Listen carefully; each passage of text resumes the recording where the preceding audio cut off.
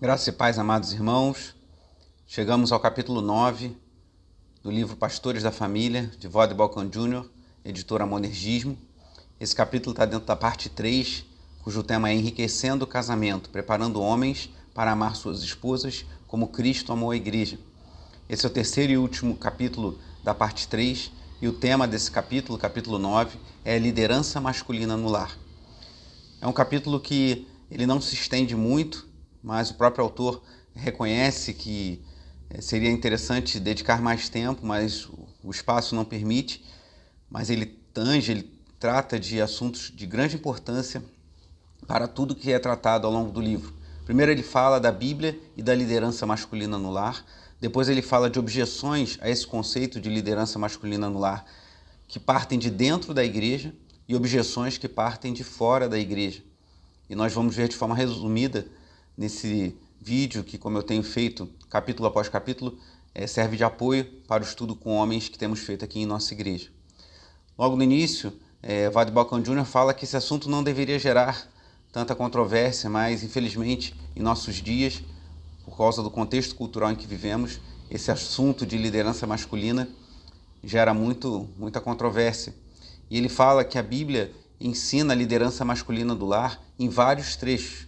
E ele cita textos como Efésios 5, 21 a 33, Colossenses 3, 18 e 19, 1 de Pedro 3, 1 a 7 e Tito 2, 5, textos que deixam clara a liderança masculina no lar.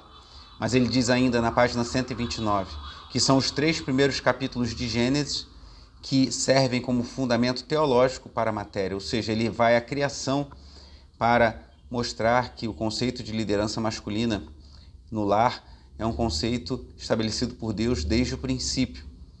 E ele fala desses textos, ele abrange de forma sucinta, bem breve, alguns deles, e ele faz uma observação muito importante na página 129. Ele diz o seguinte, falando sobre Efésios: para Paulo, a questão não é quem é mais inteligente, forte ou importante no casamento. Para ele, assim como para os outros autores bíblicos, a questão é a ordem estabelecida por Deus. Então, ao falarmos da liderança masculina no lar, do homem como cabeça da mulher, cabeça da família, como pastor da família, que é o título do livro, isso de maneira nenhuma quer dizer que o homem é mais inteligente, mais capaz ou tem mais habilidades que a mulher. Mas é entendermos que esse é o propósito estabelecido por Deus desde o princípio e que devemos obedecer a isso e Deus há de nos honrar. Então ele começa defendendo a base bíblica desse conceito e depois apresenta objeções que surgem a isso de dentro da igreja e de fora da igreja.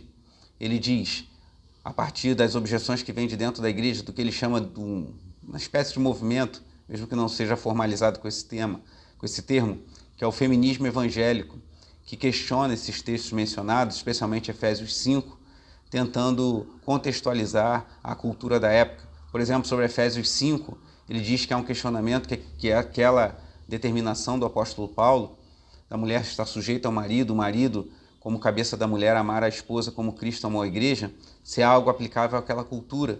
Mas Voddie Baucham Jr. deixa claro que isso não é verdade. Há, sim, ensinos no Novo Testamento que são específicos para as culturas nas quais estavam inseridos os seus leitores, o alvo das cartas, enfim, para quem foi escrita, mas não é o caso desse conceito, que é um conceito que remete à criação de todas as coisas. Também diz que algo que é dito é que Efésios 5 é resultado da queda, como se a liderança masculina fosse algo que ocorreu depois da queda do homem em Gênesis 3, mas ele mostra que já desde Gênesis 2 é apontada uma liderança masculina e que outros efeitos da queda não foram revertidos mesmo depois da vinda e da obra de nosso Senhor e Salvador Jesus Cristo, como, por exemplo, as dores da mulher em meio ao parto, como o trabalho com esforço para adquirir o sustento, como as ervas daninhas. Então, tudo isso se mantém ainda como efeito da queda, mesmo após a obra de Jesus Cristo. Isso será, em definitivo, resolvido no fim dos tempos. E, por fim, ele diz que alguns questionam que em Efésios 5, 21, diz que devemos nos sujeitar uns aos outros no temor de Cristo. E, na sequência, Paulo fala da mulher sujeitar ao marido, dos servos aos senhores e dos filhos aos pais. Mas ele diz assim na página 135, Efésios 5:21 é uma declaração introdutória que explica a submissão dos crentes em 3 contextos: esposas aos maridos, como nos versículos 22 e 23, filhos aos pais, capítulos 6, 1-4, e escravos aos senhores, capítulo 6, 5-9.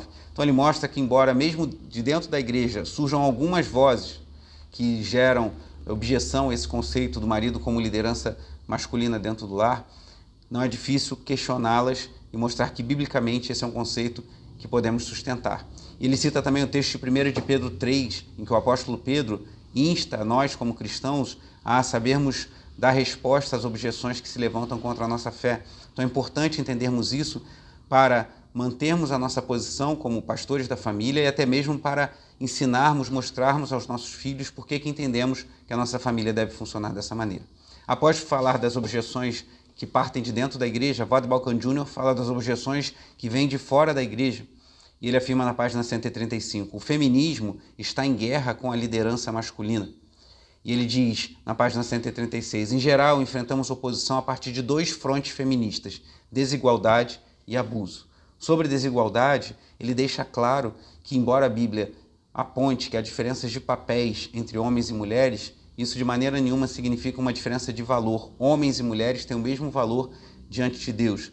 Ele afirma na página 137, devemos ter uma visão bíblica da igualdade entre homens e mulheres. Deus deixa claro que homens e mulheres são iguais desde o princípio. Então, o fato de você ter uma liderança não significa necessariamente desigualdade, né? Porque alguém está numa posição de liderança que essa pessoa é melhor ou mais importante do que a outra. É uma questão de papéis estabelecidas pelo próprio Deus desde o início. E ele diz na página 139 algo muito importante. Se duvidarmos da nossa posição, finalmente duvidaremos do nosso propósito. Então, se duvidarmos que Deus estabelece o homem como cabeça da sua família, da sua esposa, como líder, pastor da sua família, para cuidar, para suprir as necessidades, duvidaremos do propósito que temos. Isso tem trazido muitos problemas para a igreja e para as famílias. Então, a primeira objeção mais comum das feministas a esse conceito é a desigualdade e a segunda é o abuso, que infelizmente acontece. Não são incomuns casos de homens se valendo desse conceito de liderança masculina, abusarem de mulheres de diversas formas. Mas, embora esses abusos infelizmente aconteçam, não é pelo mau uso que vamos justificar o desuso, como dizem alguns. Ele diz, a visão bíblica da liderança masculina é tão contrária ao abuso de mulheres quanto as próprias feministas. E cita o autor Ray Ortlund, que diz, a antítese da liderança masculina é a dominação masculina. Então, quando falamos de liderança masculina, isso de forma nenhuma significa homens oprimindo mulheres, homens estabelecendo uma liderança autoritária, e até isso é muito evidente no texto mais mencionado aqui, de Efésios 5, em que Paulo diz que o homem deve amar a sua esposa como Cristo ama a igreja, e Cristo amou a igreja como? A ponto de se entregar por ela. Então, ele conclui esse capítulo tão importante para tudo que temos visto até aqui, o que veremos daqui para frente também, dizendo que a guerra do feminismo contra a liderança masculina não é nova nem surpreendente. Na verdade, a liderança masculina esteve bem no centro da batalha espiritual, que resultou na queda do homem registrada para nós em Gênesis, como ele diz na página 141. E por fim, ele diz que tudo isso se resume à antiga batalha travada no Éden, em que a serpente disse à mulher, foi isso assim mesmo que Deus disse? Foi isso mesmo que Deus disse? Então, no final das contas, temos que decidir se vamos crer que a Bíblia é a palavra de Deus, como nós cremos, que ela é infalível e inerrante, como nós cremos, e se foi isso que Deus disse, devemos seguir, pois Deus há de nos abençoar, a nós, as nossas vidas e as nossas famílias. Deus abençoe sua vida, sua família, e te dê discernimento e sabedoria nesses dias difíceis em que vivemos. A paz.